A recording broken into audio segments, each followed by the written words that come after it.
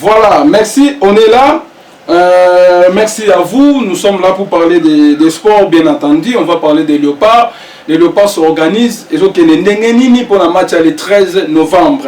RDC alors s'affronterait contre Maroc, contre Cameroun, na Maroc, na Rabat. Là, nous sommes au Maroc. Match Robetama le 13 novembre 2025, na 20h, heure de Kinshasa. Voilà. Na côté Cameroun, les Camerounais vont se préparer, vont se bousculer pour le match, mais dans un côté Cameroun. Mes frères, les Congolais, les Cameroun a logé dans le groupe D. Il y a éliminatoire, il y a mondial 2026. Dans le groupe Wana, a se retrouvé qui na Cap Vert, a se retrouvé dans, je crois, Égypte, a se retrouvé dans Camerounais, a se retrouvé dans moins 4 pays. Dans ces 4 pays, le pays le plus majeur dans le niveau football, les Alaki n'est Cameroun.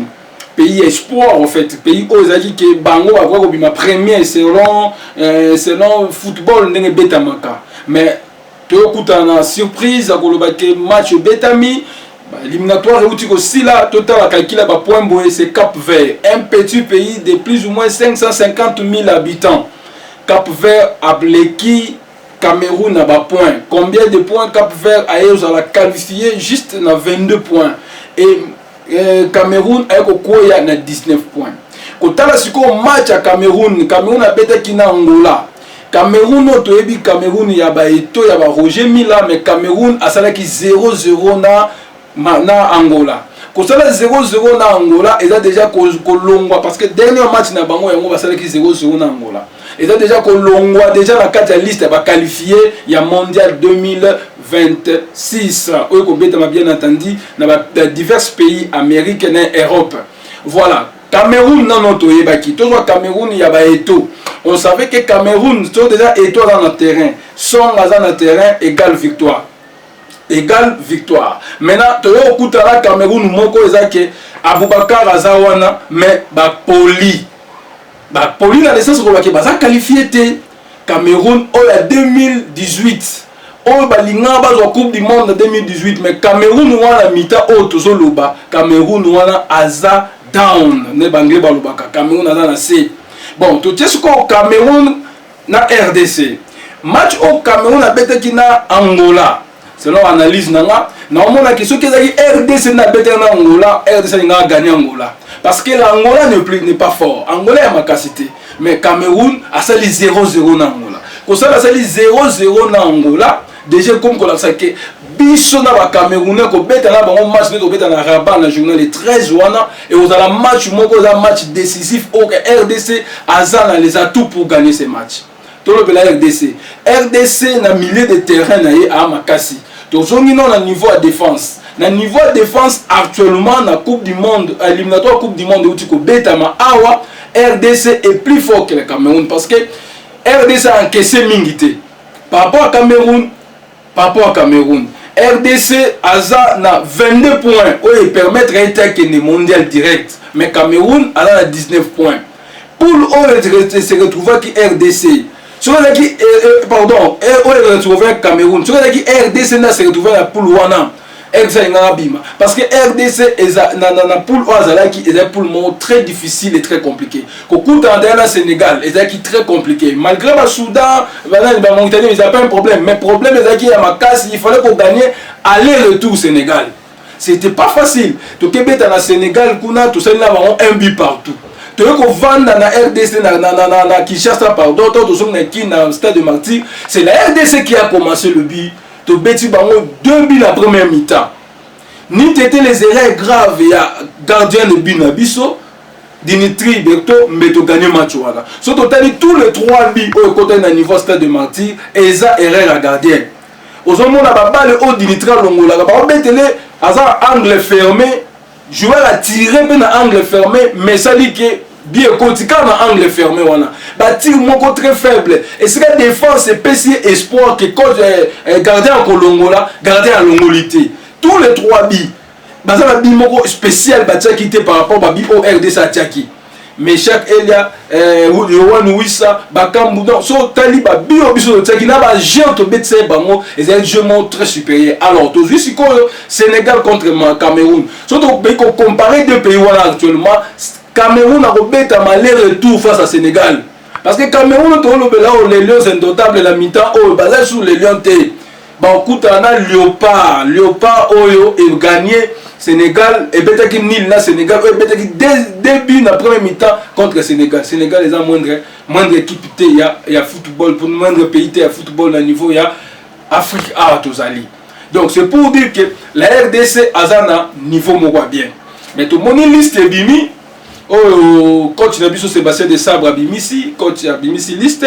Bon, liste za mabete, liste za malam, tout en a qui ont une émission passée, mais le problème est on a oh biso toi dans le monde le bel émission passée, il y a problème à milieu de terrain. Nous avons un problème au milieu de terrain. Milieu de terrain na biso et ça va bien. Pourquoi? Parce que na milieu de terrain na biso toi la problème micro nanga et kataki, toi la problème na milieu de terrain. Na milieu de terrain toi la problème nini? Mutu oto tient dans le milieu de terrain, comment dirais-je, nani, Mutu Sami a un milieu de terrain, tu vois, Edo Kaembe a un milieu de terrain, oui, ils espèrent un espoir, mais tant que tel match à Sénégal, tout le match à Sénégal, bah joueur on a mis balai, bah peut servir espoirté.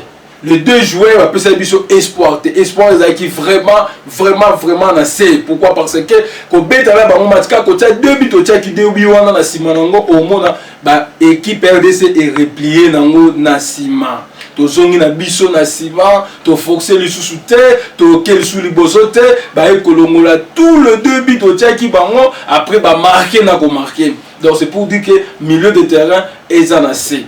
Mais attaque to zongi nango, toi l'attaque bien. Toi on attaque bien match na biso et ça jeudi le 13 na 20h. Bon, et ça match moi et ça très capital pour la RDC, pour la République démocratique du Congo. Une fois que tu pollues match wana, tout ça éliminé na Coupe du monde 2026. Alors, et là on a aussi na ba Congolais abou. Ba Camerounais ba un espoir té. Na landi Cameroun foot eza fédération camerounaise de football. Ne biso doit na fekofa, ba on ba Cameroun. Kuna makambo peza ko hinda. Parce que j'ai même vu et toi Tomokaka, nenga et toi comme ko gangue la coach. Nenga comme ko lobe la coach que au ça les ont pesé sur là. Au ça les ont pesé na Cameroun n'est pas là. Oui, à la raison pourquoi parce que ba président fait qu'on fa ba on organe technique fait qu'on fa on est engagé à toi et tchaka nani et tchaka ba coach. Mais si ko na mi-temps to loba coach oyo ya Cameroun ADN benda nanani na eto et toi ça président fait ya Cameroun foot na bango. Donc c'est pour dire que kuna tension de l'écolo na landi be mission na bango belé na landi be intervention ya ba journaliste sportif na bango azolo ba ke ba juimbo belé ba petite. Donc c'est pour dire que sur to ken na terrain espoir to gagner bango. En tout cas to gagner bango eza nango pete pesa nango facile pour to gagner bango. Mais alors, na mi-temps, et le roi de ces gros, c'est la préparation. Préparez-vous le Congolais, allez vraiment dans l'esprit que nous allons gagner ce match. Ce n'est pas impossible, ça peut être difficile, mais ce n'est pas impossible. Il y a battre Cameroun, il y a niveau, il y a Rabat, Maroc. Voilà. Tout le monde coaching. Parce que, awa, jouer, tout le monde. Quand même effort na bon na terrain, tout le monde effort va jouer na terrain, tout le monde va jouer en débat mais qui ko bunda ti ba comment ba 22 points wana. Mais ce que coach espoir ba congolais ezake ba gagner match oyo ya Cameroun le 13. Mais problème na biso ezake ba changement tardif wana ezo sala mabe. Aux autres va jouer tant moulay na terrain sans qu'on changer. Ça ce n'est pas bien. Parce que le moment où ils ont été match au ya Sénégal, bah non à Sadik bah lemba qui na bango, aux ana fiston maël tout fait tout flamme na mi-temps au na ban. Aux côté fiston maël ti donc apparemment Sébastien de Sabre a nié le bacho la souka non, j'assume cette responsabilité. On n'a pas besoin d'assumer. Toi on a pensé de gagner match tous les cas. Ce n'est pas que nous échouons aujourd'hui et vous nous dites que j'assume cette responsabilité. Vous assumez et après on fait quoi avec cette assumation là? Non, on n'a pas besoin de ça. Nous avons besoin de la victoire. Au Congo on ne recherche que la victoire. Pour le football, là, vous avez vu les scandales dans le stade de Martyr. Une fois que nous avons perdu ces matchs, les statistiques qu'on va voir ce stade de Martyr, quitte Boukani, mais ça, on ne veut pas de ça. Le problème est que ce qu'il faut qu'on change joueur, côté organe technique, faites-le à temps. Bon, c'est la tête, quand vous voyez que Elia a venu pour boiter pour bimissier, vous voyez que non, milliers de terrains aussi, pour bimissier, parce que vous avez un interne, un remplaçant valable à Meshach Elia. Meshach Elia déjà sous son même dans un système côté Mazembe. Meshach Elia bêta jamais de mi-temps, a bêta mi-temps et puis bêta deuxième mi-temps. Mais et quand Moussanga namona Meshach Elia a obana match ti 70e minute à kolemba kokokate. Aza joueur mangu makasi a bêta la pression makasi à kokokate.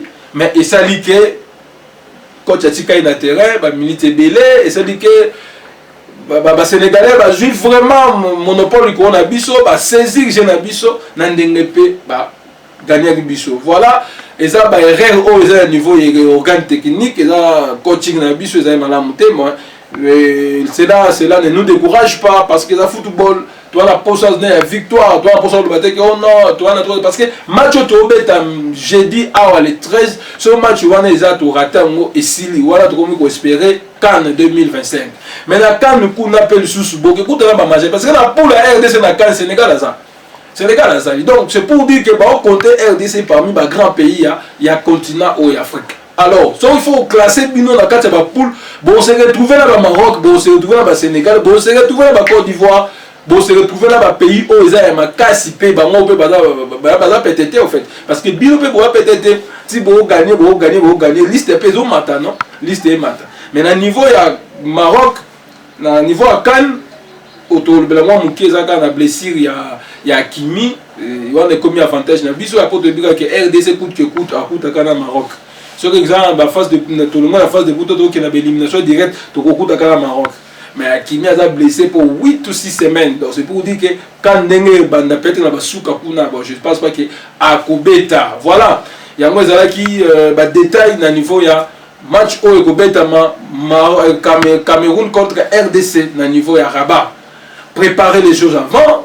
Bobeng ça va jouer parce que liste c'est bimi mais il faut se ça rassemblement, il faut banda je crois lundi pour arriver à jouer parce que le moment où ils sont arrivés à jouer à la mi-temps arriver à jouer ils arriver à jouer ils ont banda lundi mardi match bon on jeudi le temps où on a préparé tout ça comment on a terrain et quand ma fatigue va vol et quand ma fatigue ma camébélé ça on ne veut pas de cela. Gouvernement de Tchambon est belé dans ma football alors donnez-nous le meilleur de vous les Congolais. Donnez-nous parce que Awa c'est Cameroun n'est pas fort. Il n'est pas fort. Ils ne sont pas forts plus que la RDC pour l'instant que nous parlons. Bazala na bongo fort, Bazala na bongo makasi, mais na mi-temps Cameroun ne peut pas faire face à la RDC. On peut les battre aller-retour. Surtout compliqué Maroc, surtout compliqué Sénégal, la complète plus forte raison que Cameroun. Donc on peut le faire et nous sommes capables de le faire. Donc, de remettre sous CT, Makasi, il faut qu'on me supporter. Bon, ça, le fort boutin d'un vol, moi, que je vais supporter. Babi, Makishasa, Tiba, comme on a niveau Maroc. Ce n'est pas que, et comme la R, on me supporter, beaucoup de voilà. Vous comprenez, peut-être que c'est Cameroun n'est pas là qu'on s'est préparé autrement. Bon, on a tenu des vols, beaucoup de stade, on peut me Camerounais, son nabino. Mouvement wane kobeta ma musique kobeta ma ba jouer na bino ba ko quitter aller ba gagner bino match wana parce que 13e joueur na terrain ils ont bon supporter donc faites un effort c'est que les Cap-Verdiens ont fait on peut aussi le faire Cap-Vert a gagné net direct exactement mais pays-moi mais le lot biso ba Congo yo ba Cameroun ba pays belé tout ça non coup na carte liste ba pays qualifié on espère peut-être qu'on gagne ba match ça côté ba match intercontinentaux il faut bandapé et au beta na mois de mai et na mois de mai mars pardon et beta na mois de mars wana sous ça sous makamu mususu et comme sous minene kuna pèse c'est très compliqué pour nous permettre biso tous les camés voilà qu'est-ce que nous pouvons encore faire nous pouvons qu'accepter ce qui est arrivé. Tenons d'abord bien pour le match qui commence le jeudi ici, match parce que moi je vous avais promis que dans le match Cameroun et l'équipe. Parce qu'on ne sait pas encore la victoire, est-ce qu'elle est certaine de notre côté, ou bien c'est Cameroun mais je suis sûr que la RDC va vraiment faire son effort pour gagner le match. Il y a le 13 novembre à 20h. Sur trouche branchée, bon dans la télévision, on peut avoir la chance encore en Maroc arriver là-bas, supporter le pays, et cela sera une victoire pour la RD Congo. Merci à vous. Vous qui êtes nombreux de nous avoir suivis partout dans le monde. Là, nous chutons déjà vers la fin de notre émission Grand Sport. Voilà, abonnez-vous, likez, partagez. Quand on aime, on partage, mes frères. Il faut partager pour ne pas être égoïste. Partager en gros, tout ça les forts, tout comme la bino dans le téléphone, tout comme la bino tina banda, tout comme la bino tina la télévision, la bino. C'est vraiment un effort d'une équipe nombreuse de personnes qui nous suivent de partout dans le monde. Tout ça, on a tout va passer nos informations sportives. Voilà, nous sommes arrivés à la fin. Je pense qu'avant match, tout ça, de cette émission, rassemblement, je pense que dans le lobby lundi, mardi, tout comme mercredi, on aura encore une autre édition pour venir vous faire voir.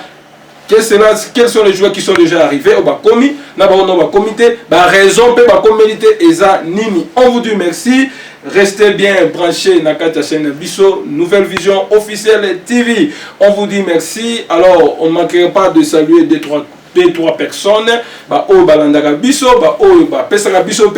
Espoir. On vous dit merci. Bozala branché dans l'émission Bisso. Là, on dit merci et bonne édification dans Moutounia sur Rolanda Bisso. To pesi mbote na Bisso na ba camarades boza ebele, na ba collègues, na ba membres famille boza ebele, pour ne pas citer le nom des gens, tel seulement que les techniciens qui auront l'ex-station ici présent. Nous avons Samuel Ike qui est derrière la caméra, René Kamoni qui est derrière aussi l'écran et l'ordinateur. Nous avons Winner Zwaba, technicien très bon le Moana. Alors faites-nous confiance, aimez et partagez, likez vraiment nos vidéos. On se retrouve juste après et Grand Sport vous dit au revoir. Au revoir.